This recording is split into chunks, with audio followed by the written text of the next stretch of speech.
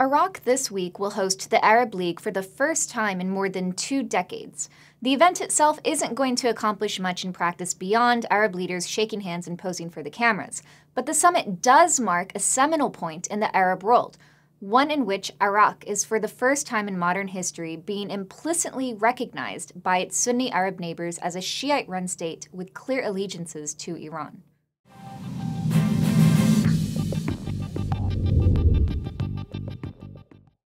Iraq's inability to host an Arab League summit for the past 2 decades stems from its longtime reputation as a pariah state.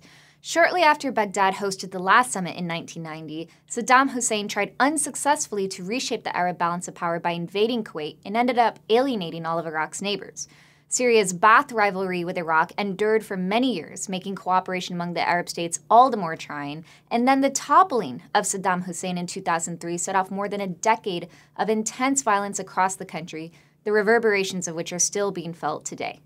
With this summit, Iraq is not only trying to fight its pariah reputation, it's trying to reposition itself in the region to make itself useful and attractive to both Iran and the Arab states.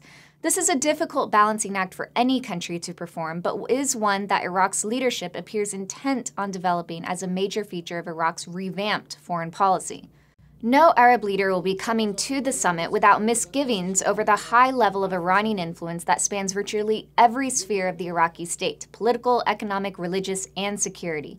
Clearly, Iran has claimed Baghdad as part of its expanding sphere of influence, and the manner in which the Shiite-run government in Baghdad has continued to marginalize and in some cases outright exclude Sunni participation in the state has underscored regional concerns that authority in Iraq will remain in Shiite hands for some time to come. But Iraq is also not a mere pawn of the Iranian state. It has a distinct nationalist and Arab identity that allows a considerable amount of distance between Baghdad and Tehran. So long as Iraq's Shiite leadership can present itself as a potential source of equilibrium in the Arab-Persian divide, the more flexibility it can develop in managing its foreign policy across a severely fractured sectarian landscape. And with the crisis in Syria in full play, there is no better time for Iraqi Prime Minister Nouri al-Maliki to be putting on this performance. Syria, as a minority Alawite regime ruling a Sunni country in alliance with Iran, found itself in a comparable position to the Iraq of today. Everyone in the region knew the Syrian regime under the al-Assads was closely aligned with Iran, but the al-Assad clan also has maintained enough autonomy to present itself as a useful Arab counterweight to the Iranians. The al-Assad regime in Syria would carefully balance between the two sides, and as a result, it would receive large influxes of cash from both the oil-rich Gulf states and Iran in exchange for Syria's cooperation. Now, the Syrian regime is obviously in flux. The al-Assad regime is enduring, but is greatly distracted and is becoming increasingly isolated from the Arab states, and at the same time more dependent on Iran.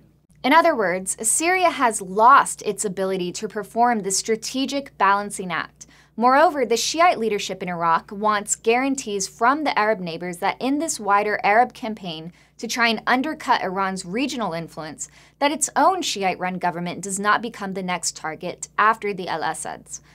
The first step to regime security is recognition by one's adversaries, and that is exactly what Iraq's Shiite leadership intends to achieve through the summit this week.